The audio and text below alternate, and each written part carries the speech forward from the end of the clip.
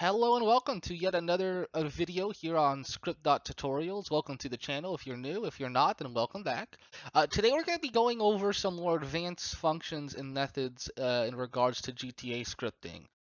In this case, we're going to be focusing more on car properties and data and how we can manipulate those properties for certain things. In this case, we're going to be making a indicator control system where when you're driving a vehicle, depending on how fast you're going and also what button you click, it's going to turn on the indicator for you. So this can be useful if you wanted some more immersiveness in your gameplay. Maybe you want to be able to see your blinkers and all that. So this is again what's going to be allowing us to control the blinkers based on again the vehicle that we're in, which is all vehicles that have the indicator support technically, as well as when it should turn on and when it should turn off. And if you've already started thinking about this, ultimately we're going to be using a bunch of different variables. And I don't want to say a bunch, but a decent amount of variables to control this mechanism.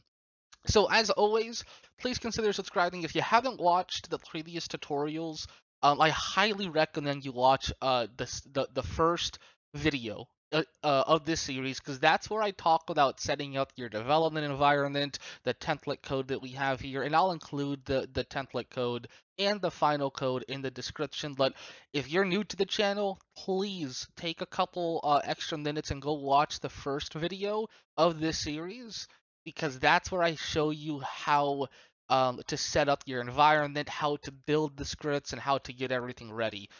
If you already know that, or if you're back to this video, then awesome. Let's get started. And as always, as I'm typing the code, I will be explaining once I'm done typing, and at the very end of the video, I'll be going over everything one more time in different ways, just to make sure that everyone understands. And as always, everyone's learning curve is different.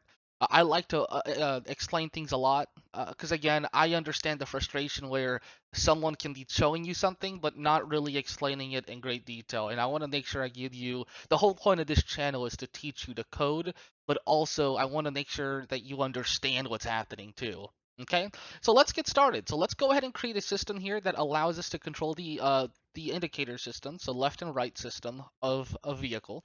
I've gone ahead and created a new program or a new project in Visual Studio. I've already imported our references, which we'll be using in this video, ScriptHookV .NET 3, so not 2, 3, and we'll be using drawing and forms. So by default, just make sure that you have forms, drawing, and ScriptHookV .NET 3 added on here, and you shouldn't really need anything else for this tutorial. So as always, this using area, this is going to be our namespace section. So this is basically where we are telling the program that, hey, we are using these statements at the top of the file to specify the namespaces that contain the types that we'll be using in this program. So we'll be using natives from GTA. We'll be using classes that involve UI and all those actually, we may not really be playing with UI in this tutorial, but it's always nice to have this sort of this using space, because at the end of the day, you never know when you do want to add some extra elements later on. So as always, in the public class, which is your main class here, and I have it called indicator control. You can name this however you want to. Typically, it's good practice to name it the same as your project. Now, if you watched the last tutorial, we created a project called Teleport Tools, where we go over vectors and teleportation and how we can do that in game. I haven't created a new file, so you'll notice that this mod is technically called Teleport Tools, but I've changed the name to Indicator Control. But again, yours should just be called the same as your mod. And we are inheriting the script class. That way we can actually utilize this. Okay, perfect. And then I added a comment here to make sure that you can change, or just to remind you to change it to your name of your program. Not required, but it's good practice. So again, this public class and this comment is just me explaining that, hey, a indicator control, which is what we call this class, is a class again that derives from the script class provided by GTA. So we are inheriting all the functionality from scripts to indicator control. So in this method, this is the main thing that the mod is gonna run. It's gonna be using the following constructors. Okay. I'm gonna add a comment here for you just to kind of have you understand a little bit better here. So the indicator control constructor is called when an instance of a class is created. Now, if you haven't done much object-oriented programming tutorials, or if you don't know much about that, again, an object is always an instance of a class, or when you create an object, it's an instance of a class, and a class is a blueprint of an object, right? Again, these are concepts that you definitely want to go over on your own and make sure that you just at least understand the fundamentals. If you need to, pause the video, go to YouTube and type in C# object-oriented programming tutorial or C# class tutorial, like literally the word class, and you should be able to have a better idea what a constructor is and all that. Now, again, what the following code does is it sets up an event handler for the tick event and specifies an interval at which the event should be raised, which in this case is 100 milliseconds. So I actually have not done that here. So I'm going to go ahead and create an interval here um, that is set to 100 milliseconds. So I'll explain what this does, so bear with me. But as of right now, just know that that as of this moment, the code is going to be checking every 100 milliseconds if we need, or if the program needs to turn on the indicators for the car. Now, in reality, we're not going to need the key up and key down. This is actually the first tutorial where we're not really going to be playing around with if they click a key down or up. And the reason is we need this to run all the time, which makes sense why we're going to be using the tick instead. And remember, when we're working with ticks, it's every new frame in the game is what's running that tick, with the exception of 100 milliseconds. If we didn't do 100 milliseconds, it would be constantly running, what you can do, but I always like to give it a little bit of wiggle room just in case. So I'm going to remove key up and key down because in reality we do not need those right now, which means that I'm going to remove um, these methods here. That way we don't really get distracted. You can leave them if you'd like. I just want to make sure I give you the right resources here though.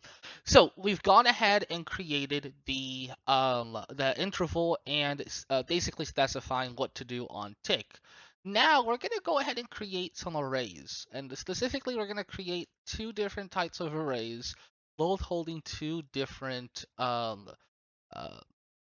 classes or two of the same types. So let's do this right below the public indicator control. So in this little function here, we're gonna go here and type the following. So we're gonna do a read-only bool array called underscore active, and we're gonna equal this to a new bool, and then we're gonna create two of them. So what we're doing is we're creating an array, and the reason we're doing an array is you see these two little um, brackets here. This is telling the code that, hey, we're creating not just a bool, we're creating an array. So more than one of the same variable called active, and we're going to make sure that there's two of these. Okay. Same thing with date and time. So this is a struct, and this represents a instant in time, specifically, the type of date and time of day. So we're creating yet another array, or well, a new array called date and time. Well, technically it's called underscore time left, and then we're going to equal that to two of these new ones. So again, these arrays store the state of the left and the right indicators, and this will make more sense later on, but again, just at least have the fundamentals of knowing what this does, which really is these are just two different arrays. One of them is a bool array that contains two pieces of data, and one of them is a date time struct called underscore time left, and there's two of those as well. Okay, and we'll be that's actually what's going to be allowing us to use uh, the logic behind the actual code.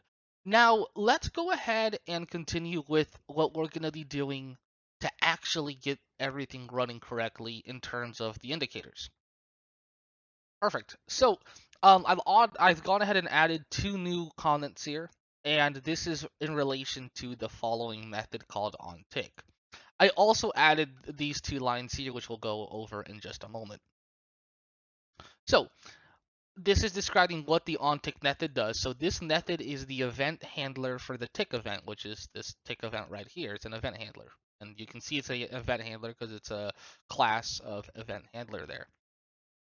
Now, this method onTick is going to run every 100 milliseconds.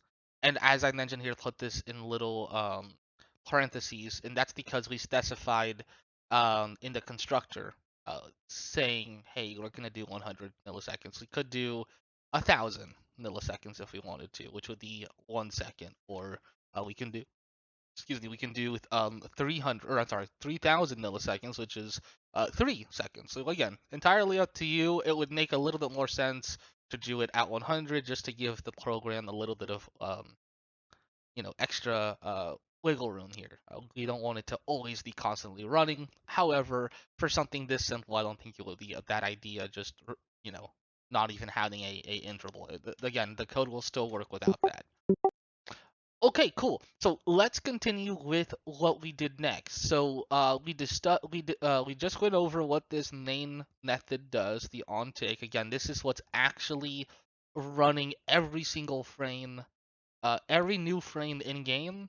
This is what it's running constantly with the, of course, interval of 100 milliseconds. So what we're gonna go ahead and do is we're gonna get the player character's TED object. So we created, we're utilizing the TED class, and we're saving, or we're creating an object of the TED class, and we're creating that object labeled as player TED. And again, you can name this whatever you want to. I mean, you can just name this player if you wanted to, but for this example, I'm calling it player TED.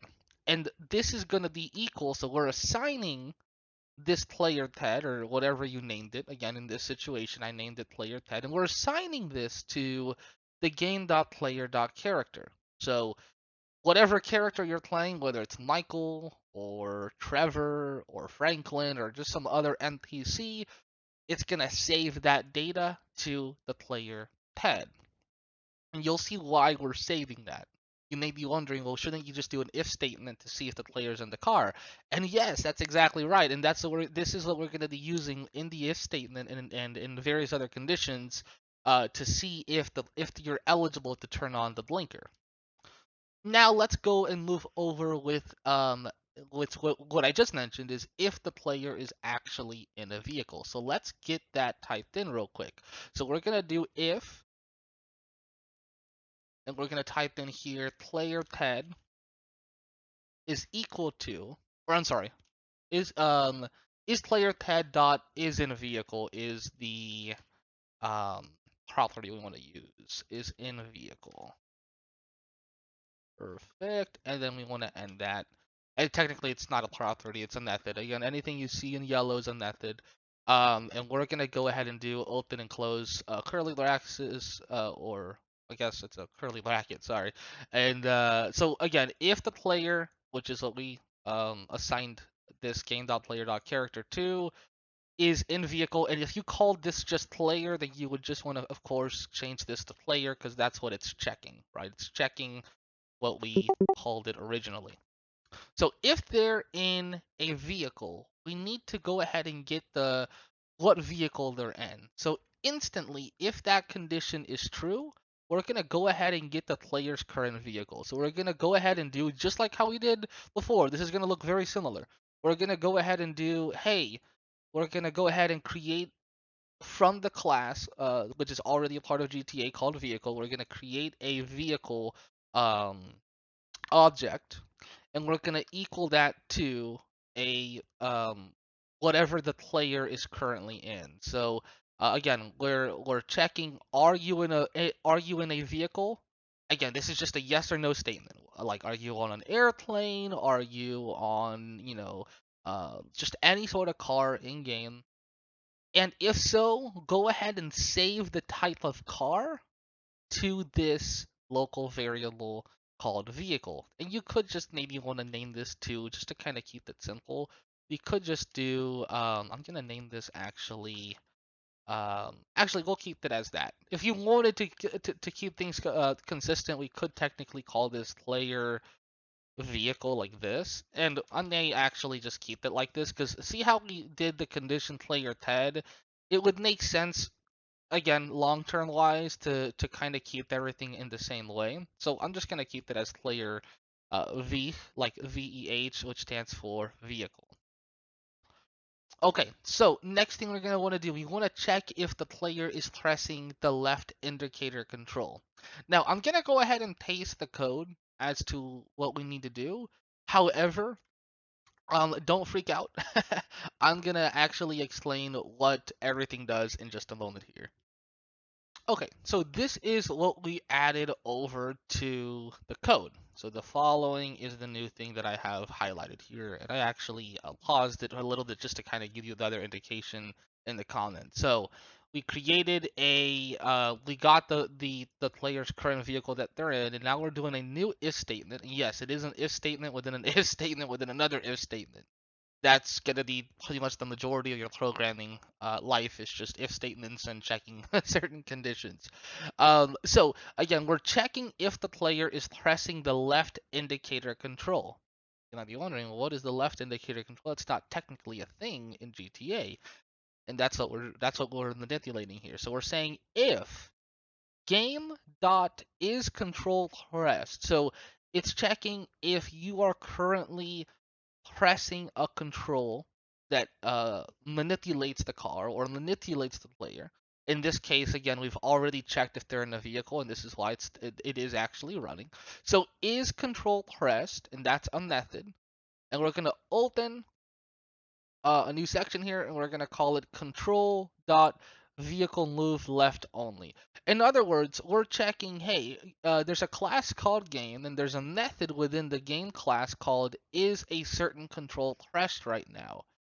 And we need to specify what control we need to check, and we're checking control dot vehicle move left only. So this is what the game is checking to see if you're holding A if you're using a keyboard. So if you're using a keyboard, A, because again, most games are WASD. A is the left side. Whenever you're driving, think it like if you're driving in game right now, if you hold A, it's gonna make your vehicle to go to the left, and that's what it's doing. Again, we're accessing the game class. Specifically, we're referencing the is control pressed method, so it gets whether a control is currently pressed, but we need to tell it what control we need to check, and the control is control.vehicle move left only. Okay? Now, if they are holding the left key, or in this case A, or whatever key you had set for your vehicle to go to the left, we need to do another if condition. And that if condition is check if the vehicle is moving slowly, less than 10 units per second. Okay, so if the vehicle is going less than 10 units per second, unfortunately, and just to let you know, Grand Theft Auto doesn't measure distance. Well, you can measure distance in, or like speed or um, movement speed in miles per hour, of course. You would then have to calculate that. The game by default is using units per second, and again, that's just how the Rockstar decided to do their own thing. You would think there would be a better condition, like, hey, if they're going, 10 miles an hour. But no, they're Rockstar created their their own unit essentially. So again, let's check if they're moving slowly. So if player dot or if the player vehicle, which is again that's what we assigned it to up here, dot speed. So this is the property. So this is the vehicle object. This is the property that we're accessing. So we're checking if the vehicle that you're in right now and the speed is less than 10 units per second, and it is a float, and that's why you see an F there whenever you're working with floats in C#, and also other programming languages too. Depending on the programming language, you have to end it in an F for float. So if we're going less than 10 units per second, we need to turn on the left indicator light of the vehicle and turn off the right indicator light. And then we also have to set a timer, essentially. So set the time at which the left indicator should turn off. So we're turning on the left indicator, we're immediately turning on the right one, because it would be weird if you had both indicators on. You can't do that on cars unless it's like a hazard, or like the actual hazard button. So that's what we're checking. So we're turning off, we're turning on the left, we're turning off the right if it's on. If it's not on, it's still going to turn it off. So we're not doing another if statement there.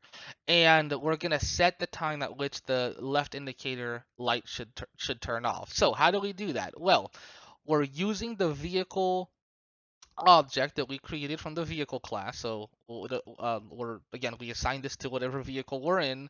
So we're doing, hey, whatever vehicle that we're in, we're going to access a property called isLeftIndicator. I'm sorry, is not if is left indicator lights on. So this gets or sets a value indicating whether this vehicle has its left indicator light on, and we're gonna set that equal to. And again, this comes back to the bool array that we created. One of them is called active, and we're using the index of 0, and that's gonna be equal to true. Let me repeat that, because I know you may be confused if you haven't worked with indexes before. So in this, just take this line only, just forget about everything else for a second. In this line, we created a read-only bool, so this can only be read. We can't change anything of these two bools that we created, right? And again, a bool can either be true or false. So we created two instances of, we created a instance of the array. So we created an array called underscore active, and inside that array there's two bools called just called array, or I'm sorry, it's just called underscore active, and that's why we have that number here, because there's two of them. Now you might be wondering, well, wait a minute, if there's two of them, then we are accessing it on the right here. Wouldn't this be number one? Shouldn't the number here be number one, and this one be number two? I wish it was that easy. Unfortunately, no. So 0 is technically the first one, and 1 is the second one. Let me draw this out for you a little bit better. So I created a new line here, and I'm going to erase this in just a second. But the way that we humans traditionally count things is starting at 1. We have 1, 2, 3, 4, and 5. The way computers count things is based on indexes, and I know index is a weird complex word and you haven't heard it before. Essentially, long story short, is when a computer counts, it starts at 0. So 0 is technically equal to to number 1. So this is your first one, this is your second one. Okay, and then this will be your third, your fourth, and your fifth. So if we would have created 5 of these here, right? So again, looking at this line only, we created a array called underscore active, and there's 5 elements in that array. How would we access? What would be the index of the second one? Think for a second. If I wanted to access the second bool, so there's 5 of them, right? There's a total of 5, and I wanted to access the second one. What would be the index of the second one? Did you get the answer? So if we need to access the second one, well, we start at 1. Well, we'll start at 0, which would technically be 1, and then the answer to that would be 1. So the index of the second one, assuming we have 5 here, is gonna be 1. If we stayed the same, we have 5. Again, we have we have 5 different underscore active bools, right?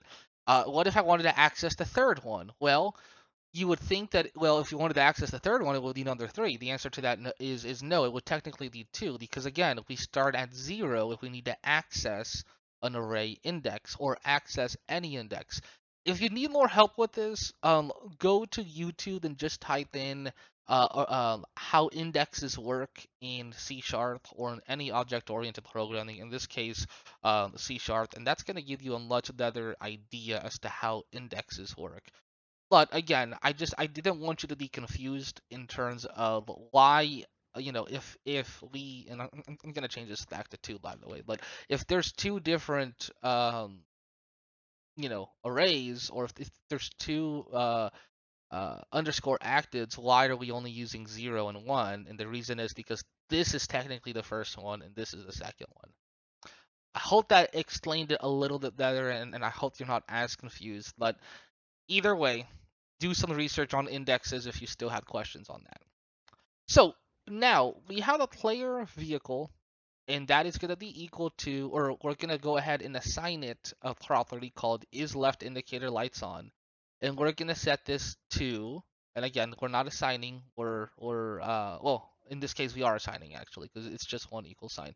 We're going to assign this to underscore active, the first index of the array. We're going to set that to true. So we're telling this, instead of just saying true, because we could just do this true, but we need to make sure that we um instead of just saying true, we need to, what is this true equal to? Well, this array, or this bool, this is technically a bool, right? This is the first one. We're gonna set this to true, and since this is true, then this is also true. So the right now the left indicator light is on, and we are setting is the right one on. We're gonna set this bool, which is the first index, or technically it's index number 1, but it's the second bool and the only other bool that we have, and we're gonna set that to false. So we're turning the lights off if that indicator light is currently on, and we're gonna go ahead and access now the other array called date and time, and of course the array is called underscore time left.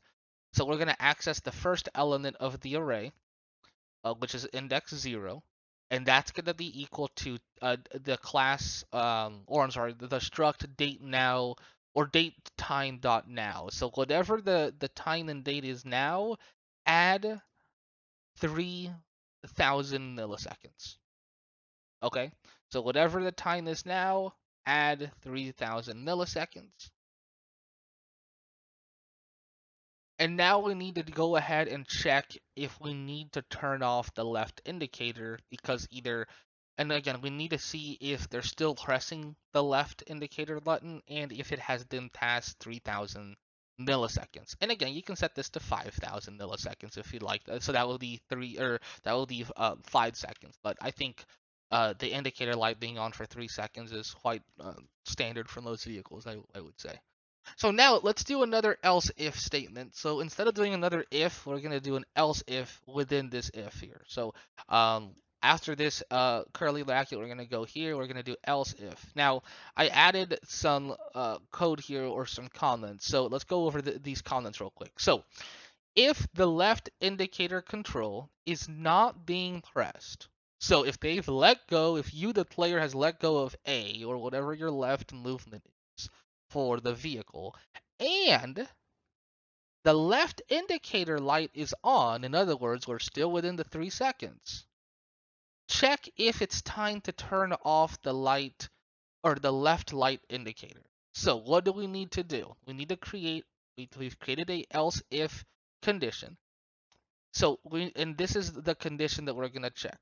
Okay, we're going to check, hey, underscore active, and in the index of 0, which is the first element of that array, if this is true, which it is, we set it to true, and is if the time now is greater than the time left, and we're accessing the first element, which is index 0, which is what we set this to, right? So this is equal to the time now plus 3,000 milliseconds.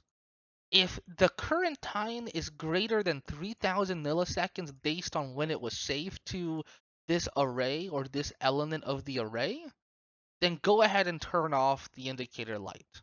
And the way we turn it off is we access the object of player vehicle.isLeftIndicatorLightOn, and we're going to assign that back to the first element of the array, which is index 0, which again, that's what we originally set to true. Now we're going to set that to false. So this right here is itself the false statement, but we're saving it to the array. And this is checking if it's either true or false, which of course we have it set to false now. Okay, take a second to pause, stretch your legs, get some water, get some coffee. I think caffeine's the best, in my opinion. Maybe some water too, and read over. I'm gonna zoom out a little bit. Read over the comments that we had so far. Okay, understand what's happening, and then let's continue once you understand. And once, or not when you understand, I know you'll probably still have questions because we haven't completed the code, but I hope you at least have a better concept now as to what's happening and what we need to do next. And little hint for you, we're going to be doing the same exact code, but for the right indicator. So let's get started on that. All right, so quick thing that I just noticed, make sure, so I just moved the code, the else if code here, the one that we just talked about. Um, Make sure you move that. First it was in here, so the code was, it was just in here, right? Make sure you copy that code and actually move it outside and move it right below this if statement here. We need this code that turns off the condition, or we need it to turn off the indicator after 3 seconds, and after you're not holding down the key, to be right after this if. So again, you have this if statement within another this if statement within another if statement. The else if though goes outside the original if statement of is the control pressed and if it's left only. Okay, so as you can imagine, we're going to do the same exact thing, but for the right. So I basically gone ahead and actually copied this section here, but just tweaked it a little bit for the other way around. So as you can tell, we have false as first here, true as the second one, when over here it's technically true here, then false. So we're doing everything again, just the opposite. Okay, so I've already explained again what this code does instead, but again, remember, the index is now going to be 1 because we're using the second element of that array, which is, again, this would be the second one, even though it's number 1. Again, we start counting at 0 when it comes to numbers in computers. So let's copy the rest of the code needed for the else if, which is going to be right after the original if here. There we go. So again, we have two main parts of the code. We have the main code itself, which is checking if the player is in a vehicle. And part 1 is going to be this right here. Well, first, after, if they are in a vehicle, it's gonna, save their the type of vehicle they're in to the vehicle class called, or well, to the vehicle class with the object called player VEH. Um, so here we have part 1 of the code. This is checking if they're pressing the left indicator, and then this is checking, and then down here, this code right here is checking if they are pressing the right indicator. Okay. So let's go ahead. This is it, by the way. This is the code for turning on the indicators. So let's go ahead and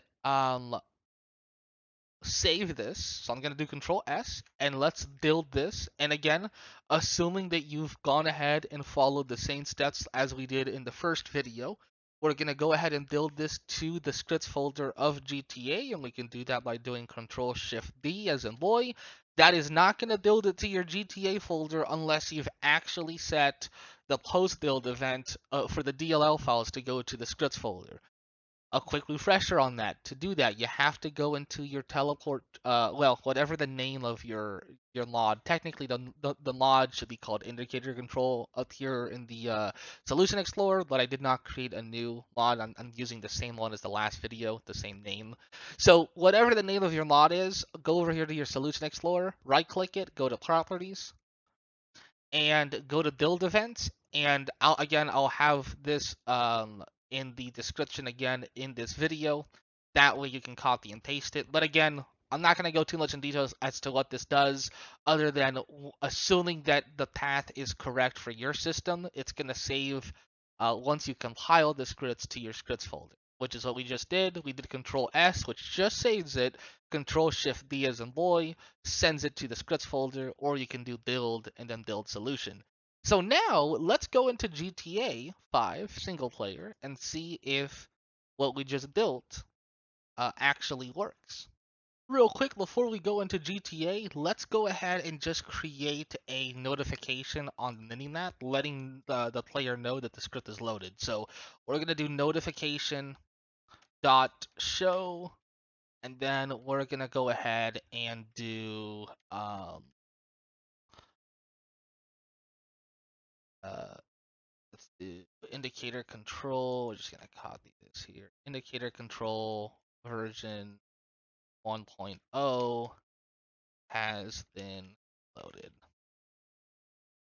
All right, and then here I always like to name or change the text to blue as the name of the file. Oh, that should be white, and this should be green as the version number. Back to white.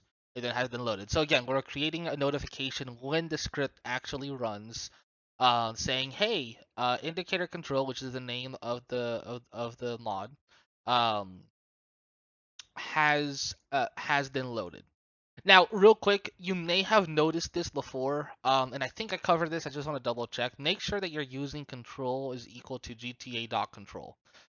You may be getting an error message down here if you do not have the correct namespace called control. So just make sure that you have that specified in there. Cool. So we have notifications ready. Let's go back in game and give that a try. Okay, so since I just built the game, and you're gonna see some scripts running here, I'm gonna go ahead and reload my scripts folder, and then don't worry about the whole payday thing, the $500. But there it is, the indicator control version 1.0 has been loaded into the game. Okay, so now the game is constantly checking every 100 milliseconds if we're in the vehicle. So let's go get in Franklin's car here.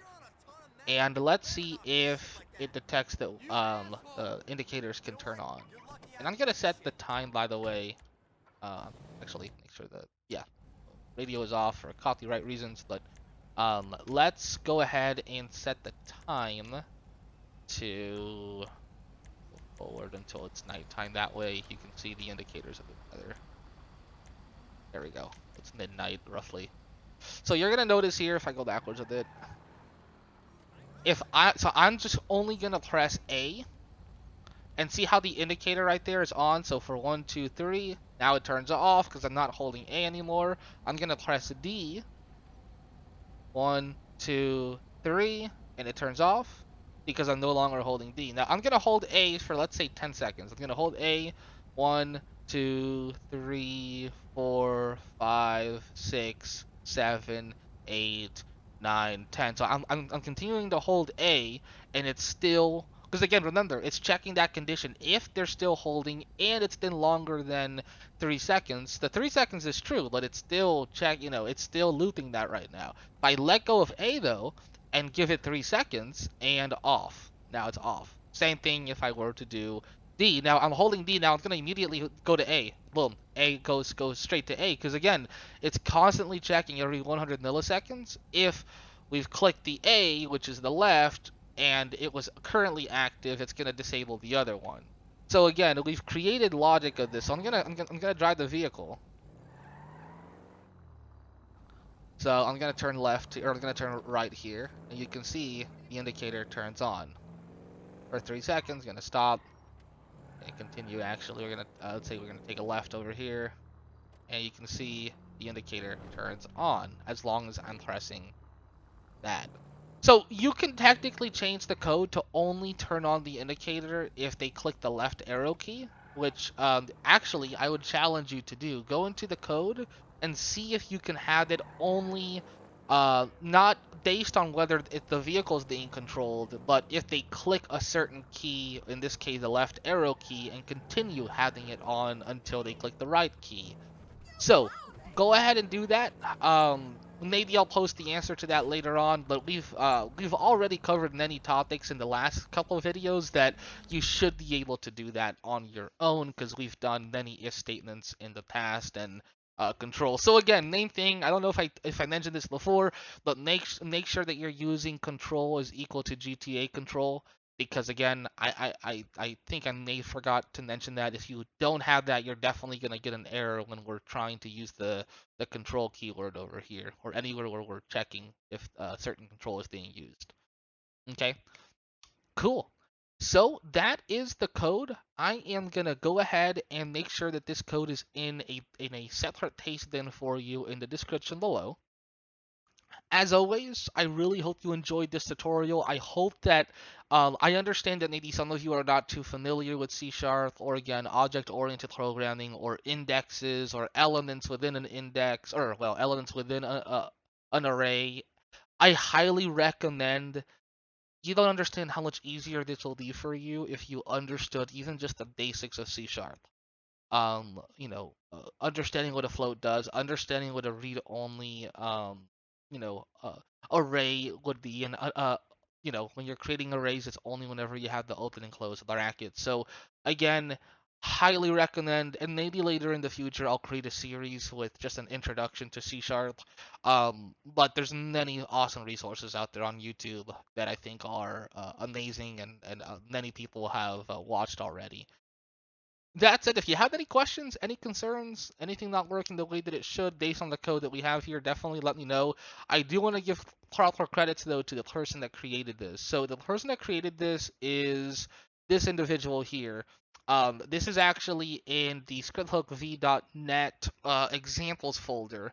Um, which is actually like this is the main code that we actually use. Now again, I did modify some of it to kind of fit our needs, like some of the variable names and some of the various very small other functions and using classes and all that. But main thing though is wanted to give proper credits to the user that created this because there's some really good examples in there that I think many people just don't really know where to go to check that. So go to the scripthookv.net GitHub main page, and again, you can access that directly through the documentation. You just click on the scripthookv.net SDK, and then in here, you can go to the examples folder, and there's some examples in there. And I might create some more videos later on demonstrating some of those examples and having a twist on that.